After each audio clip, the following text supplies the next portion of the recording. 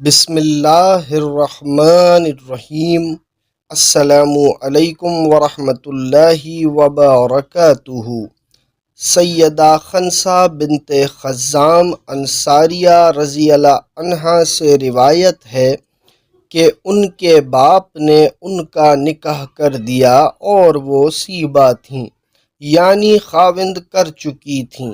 وہ اس نکاح سے ناخوش تھیں، پھر وہ رسول اللہ صلی اللہ علیہ وآلہ وسلم کے پاس آئیں اور یہ ذکر کیا تو آپ صلی اللہ علیہ وآلہ وسلم نے وہ نکاح جو ان کے باپ نے کر دیا تھا فسخ کر دیا۔